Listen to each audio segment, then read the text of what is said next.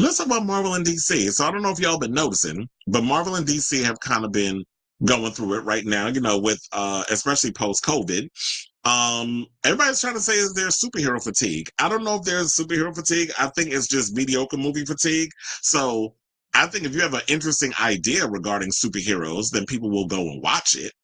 But I think what Hollywood needs to realize is that superhero movies, post COVID are no longer guaranteed $1 billion hits. So I think a lot of times people sit up here and think, oh, well, we make this Fantastic Four movie, or we make a Superman movie, or we make a Doomsday, or whatever the case is, then it's going to gross $1 billion. And I'm like, there's no guarantee with that, especially when y'all are ballooning up your prices to 250, $300 million. I just heard there's a movie that Tom Cruise is supposed to be directed with Doug Liman, who I believe he passed on it or something or another. Um, Tom Cruise and Ana de Armas is supposed to make some movie. I don't even know what the hell it's about, but I just heard they were supposed to be making a movie. Their money, their ask was about over $200 million, and the studio was like, "No, we're not giving you that." And I know Tom Cruise probably thinks that he's still that bankable big movie star that he was years ago. But sir, I won't say it's because you're getting older, but I do feel like you don't have the cachet that you once did. And I just feel like the way people consume movies and film now is completely different than we did back when streaming was like in its infantry.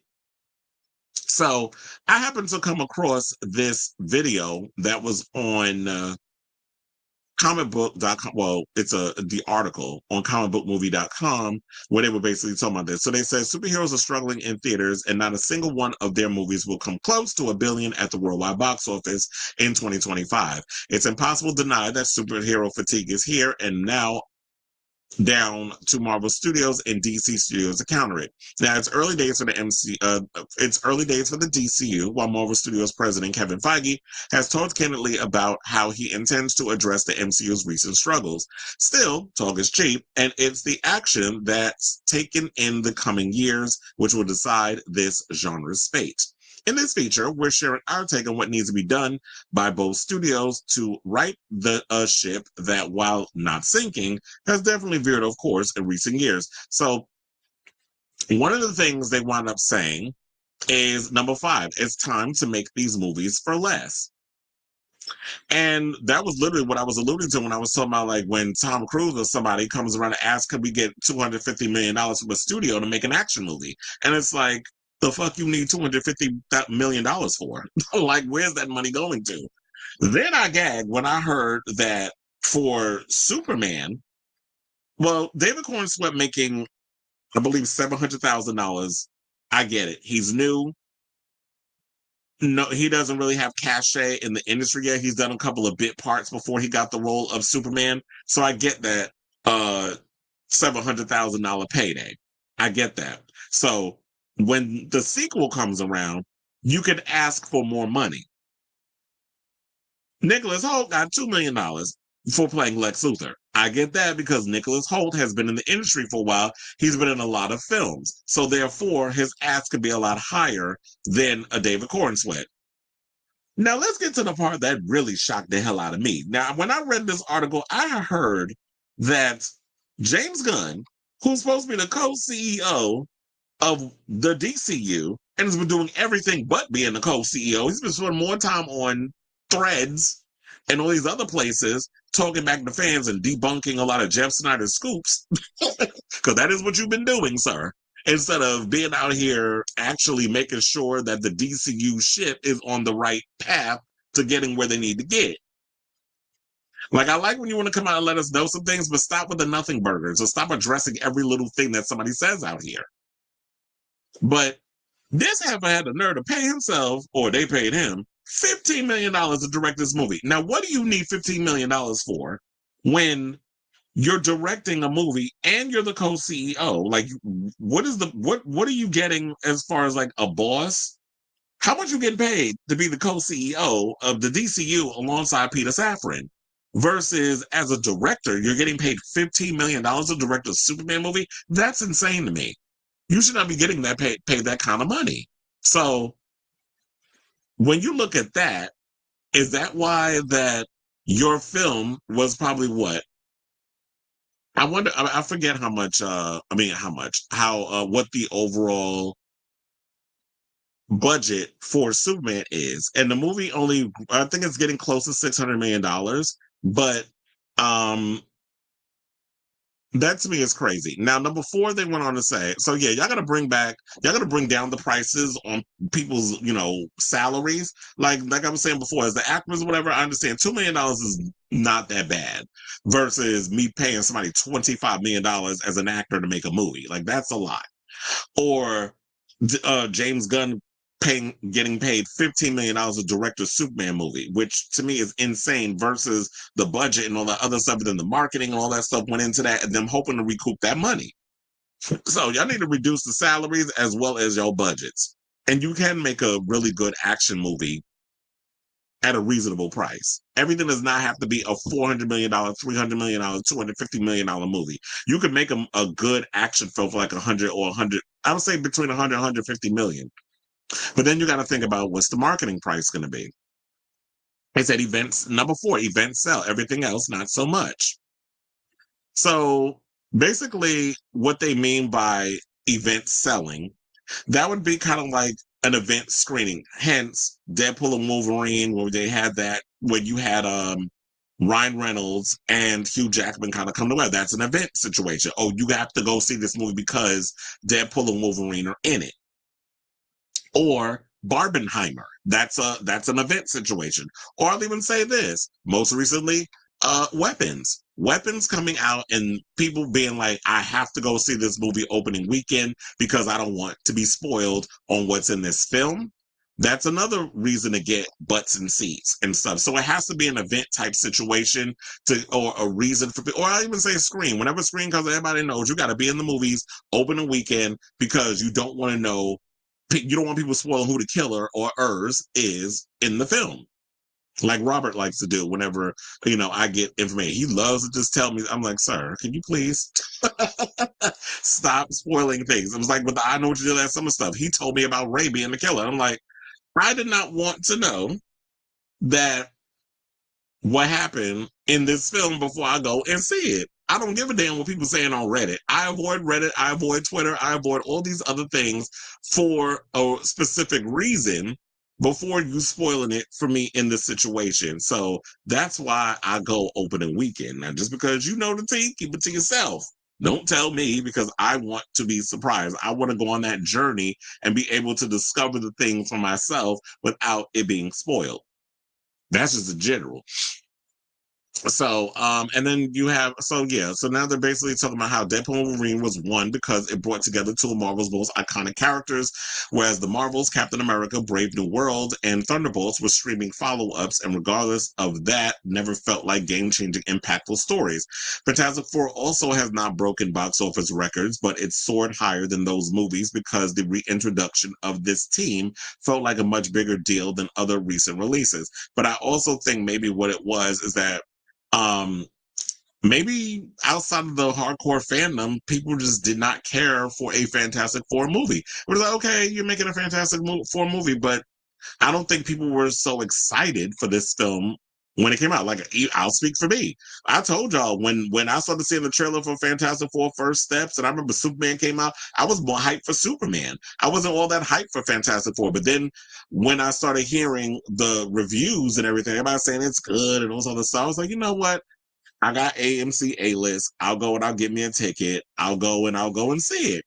And I went to see it and I enjoyed it. But it's not something, but after I saw it, I'm like, it wasn't something that made me warrant repeat viewings. I didn't feel like, oh my God, I need to rush out again and get another ticket to see this movie. Like me, honestly, I'm more itching to go see Weapons again than I am Fantastic Four First Steps.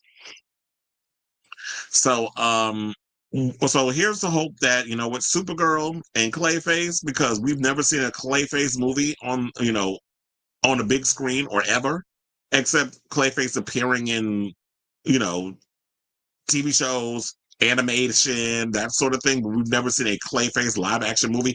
That's an event movie for me. Supergirl also. The last time we got a Supergirl movie was Helen Slater and Joan Crawford.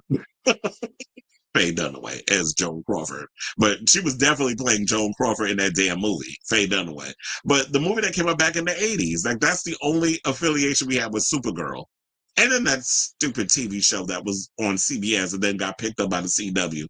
I didn't like that show, but overall, that was our only inclination of Supergirl.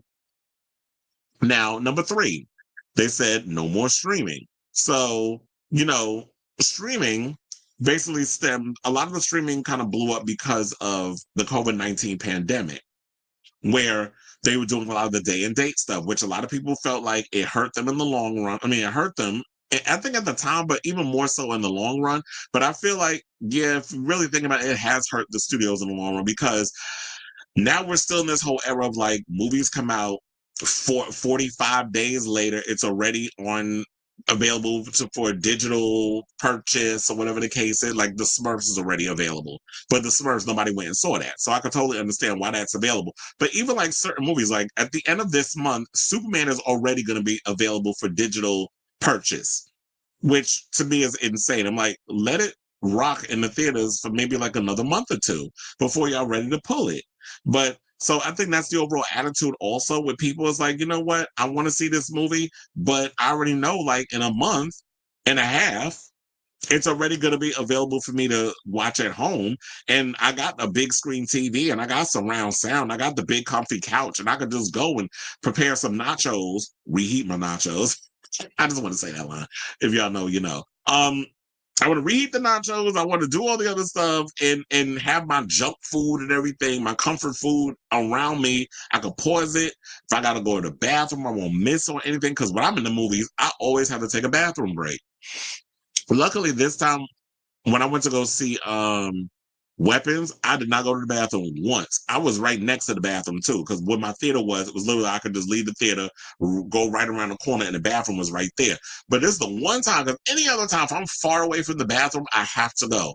I'm right next door to the damn bathroom. Didn't have to pee one time, and I was like, I was so locked into that movie, I just did not move. So that happens. So that I believe, like with the whole COVID-19 situation, it's hurt streaming. So then they said whether it's shortened theatrical window or Marvel Studios being forced to produce a seemingly endless wave of TV shows, streaming platforms like Disney Plus have conditioned moviegoers to just wait to watch movies at home, which is what I literally said. While the series devalued the MCU to a point where it's no longer seems special. So yes, like we had shows like WandaVision and The Falcon and Winter Soldier where we watched those shows, and to me it just feels like time has passed. The shows don't have that same luster anymore. They kind of, and especially with a lot of the shows that have come on, like Ironheart came and went, nobody really talked about it. Andor came on. I think there was like a certain group of people that talked about it. That came and went, even though Andor is got rave reviews. A lot of people liked the show for those who watched it, and that sort of thing. Like I said, Ironheart came and went. You see how they treated that Eyes of Wakanda show. It was only 4 damn episodes. It was barely promoted. So it's like, Disney is not really doing what they need to do to promote their shows or even put a lot of effort into a lot of their programming, which still baffles me as to why they're making Hulu go into Disney Plus when there's way more shows and things to watch on Hulu. I just think this is a vanity and an ego thing with Disney Plus, because if you really look at it, Hulu has the better quality programming. Hulu, I have it. I mean, Disney, I have it, but I'm not watching it. It's just there. And even when I accidentally clicked on my Disney Plus thing on my remote yesterday, I immediately just exit. I was like, I won't watch nothing on here. Like the energy and the effort is not there anymore. I don't care. Although tonight I'm really looking forward. I gotta watch the new Alien Earth series, which I'm hearing is great. It's getting great reviews. So I gotta finally get around to watching that. I think it dropped today. So, and HBO Max has like Lanterns and Peacemaker. So they said that to undo the damage, the wait to watch the movies at home needs to be significantly longer, and streaming shows, well, one a year might be one too many. I don't know what they mean by that, because they're saying streaming shows one a year might be one too many, meaning like what? They need to stop making streaming like shows for streaming? I'm like, I don't know. Maybe I just think Disney needs to figure out what they want their app to be. Like, I don't understand why Disney felt the need to create an app. I know they were, because everybody's trying to compete with Netflix. Y'all cannot beat Netflix. I don't know why y'all trying. Like, Netflix was pioneering shit long before y'all even jumped on the bandwagon. And by the time y'all jumped on the bandwagon, it was just too late. So I just don't like the fact that all these studios are like, oh, we have to come up with our own streaming service because we're selfish and we don't want to share our stuff with everybody else. We want to hoard all the money. And it's like, Sony was the smart one. Sony was the one, let me outsource all my stuff to Netflix or wherever, and we'll get them, with them, however long they want to hold on to those movies, we get some money out of it. So that was smart on Sony part. I don't know why all the other studios didn't think to do that, but it's because when you got egos and you greedy and y'all want to copy and you want to just be in competition with everybody else instead of being the smart ones and thinking like, let me just outsource my stuff, let them borrow it on a streaming service, and we get some money out of it. Fair exchange. So then number two, they want them saying better marketing, fewer leaks. Well, I don't know how you can plug up a leak, because funny enough, I'm sure y'all probably saw those Spider-Man location shots of Tom Holland, swinging throughout Glasgow, because they're filming in Scotland right now. So they've been showing like this truck that he's attached to, Spider-Man. I don't know, it could be him, it could be a stuntman, but I think it's a mixture of both. So he's been like they've been driving him attached to this truck up and down the street, and he's been kind of like swinging back and forth, and they're adding up in there. And people are already starting to make comments and stuff, talking about, oh, that looks stupid. Oh, how they're going to do. I'm like, you're looking at someone's iPhone footage, and you're thinking that this is what you're going to get in the movie. You're getting a third party view of what's happening. People who are outside on these street locations filming what's happening, and it's getting out there, and we're looking at it, and people are responding thinking this is going to be the movie. You don't know what the director is looking at on the other side of his camera. You're looking at some random on the street with his janky ass iPhone that's filming. And there's no shade to the iPhone, maybe a little bit, but it's just a regular iPhone that he's just out there, or whatever type of phone, probably an iPhone, but it's no shade because I have an iPhone. Let me just quit while I'm ahead. But it was like, he got his little iPhone and he's filming, and people are just commenting. And I'm just like, okay, so you're seeing all this stuff. You don't know how it's going to look when the finished product gets, in the theaters and we're watching it. I feel like people should just wait and see. I do like that that they're doing it on the street, where it's just like locations. They're doing they're filming him on the street doing the web stuff. And then I'm sure they'll add other stuff with that, mixing it together, the CGI and all the other stuff. They'll add all that in post, where it's like a mixture of things, so that when we finally see it, that's what that is. But yeah, people see things happening on the street and they're filming, and they start filming with their little phone because they're on location and they happen to be in the area. They're waiting hours. It's kind of like The Devil Wears Prada too. There have been so many location shots, location shooting going on in New York, and people are filming, and people are already creating whole discourses. I'm like, you haven't even seen the movie yet.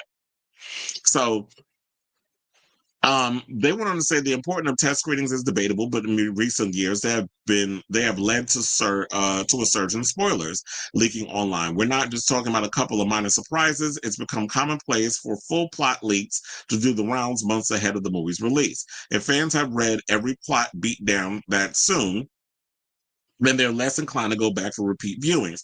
Piracy is also an issue, with full clips and cam rips all over social media, sometimes days before the movie is even released in the US. Now, early fan screenings are another problem, because rather than creating buzz, they're giving people a chance to learn what to expect weeks in advance, and that's often presented incorrectly or out of context.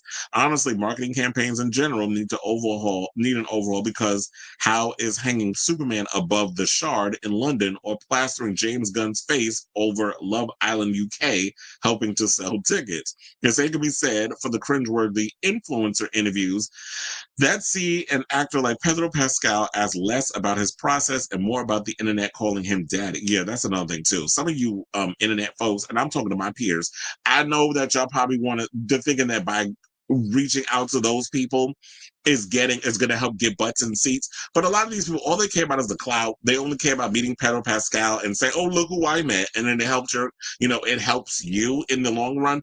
I'm lucky enough to come from the old school of internet, which means I understand the old school way of things are working, but you also have to realize when you come in on these people's territory that you have to respect the game, and you can't come in and thinking, oh, so what is it like when people call you daddy? Like, that's a real damn question. Like, are you dumb? Like, and there's been influencers that have been caught that they go and they use Chat GPT to come up with questions because they too damn brain dead to actually take time to research the actors that they're going to be interviewing and coming up with decent questions. Trust me, I know it's not easy trying to come up with interesting questions with stuff, but you got to really, take the time to come up with the stuff if you're going to be interested, interviewing people. And maybe they need to stop the fan screenings or whatever, because the fans aren't the people who are like, in the industry that are media that understands the whole respect behind embargoes. I understand you want to get the fans to go out there and simp hard for your movie, but you have to realize that when you do that, you risk spoilers all over social media and your whole movie, the leaks, the plot, the ending, the twist, whatever you got up in your film, getting out there. So you have to be careful when it comes to that. Now, number one, they wound up saying less is more. So a site called Comic Book Movie was probably shouldn't be calling for fewer superhero movies and TV shows every year, but it would benefit the genre greatly in the long run. Now, the days of Marvel and DC release 3 movies a year needs to end, and neither studio should be balancing 2 or 3 streaming series on top of that is a good idea. Now, while Deadpool and Wolverine had a lot going for it, the fact that it was 2024's only MCU title made it more highly anticipated and gave it the feeling of a special one-off event. Well, that could be also like the same thing with next year. Like next year, we're getting Captain America. Well, wait, we don't have Captain America: Brave New World came out again, but we have what is it? We got Spider-Man. The new Spider-Man movie comes out next year, right? And then at the end of the year, we get Doomsday. The next year and then the following year, which would be 2027, we get Secret Wars. So maybe that is what it is. Look, DC already said they're only giving us 2 movies a year. I think that works. You release one in the summer, and then you release one at the end of the year, because people have to realize that the November-December month is basically the second summer blockbuster type situation. Those are the times where they release like their big movies. Like we have Avatar, we got Tron, we got all those big movies that's coming out later this year. Whereas you have like other movies that came out during the summer. So I do agree, like there should be at least 2 movies a year. It shouldn't be like we got Captain America: Brave New World this year. Then we have Daredevil: Born Again. Then we had Thunderbolts. Then we had Ironheart. Then we had Fantastic Four. Then we had Eyes of Wakanda. And it's like that's 6 shows and movies mixed in together. That's 6 programs from the MCU. That's a lot.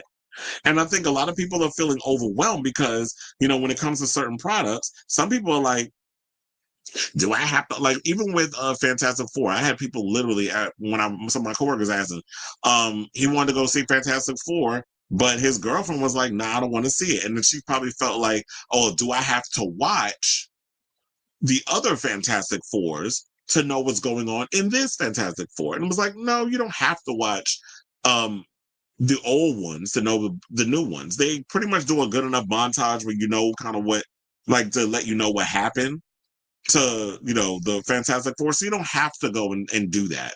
But I do agree, like for example, you had to see WandaVision to understand what was going on in Doctor Strange and the Multiverse of Madness. There was stuff in there that was part of WandaVision. And I know people who didn't like WandaVision. So yeah, there's certain programs and movies where they try to attach the shows to them, but you have to watch the shows to watch the movies. But that was all under Bob Chapek. Like he was the one that started this, and now I know Bob Iger trying to come in and clean up the mess and right the ship, and hopefully they'll get around to doing that. So I say overall, I do agree that there needs to be less superhero films. I definitely believe that we need more original projects. I've heard a lot of people say, oh, all they do is remake everything and make superhero movies. They don't come out with original IPs. That's a lie. There's a lot of original IPs. Companion was an original idea. Sinners was an original idea. Weapons that just came out as an original concept, an original story, an original idea. So they exist. Y'all just have to actually go out and support them and stop going around. I mean, you can watch whatever you want, but stop always giving y'all dollars. It's a damn Jurassic World. So there's that, because it's a double-edged sword. So I say all this to say, in this long ass video, because we had to break it on down. What do you guys think of this story? What do you think out of all of these? The less is more, the better marketing, fewer leaks, the no more streaming, events sell, everything else not so much, and then it's time to make these movies for less. So out of all the five, what do you feel, if one, a few, or all, that the studios need to do to make the video, well, the theatrical experience, especially like how we consume a lot of these superhero movies, feasible again? So whatever your thoughts are, let me know in the comments down below.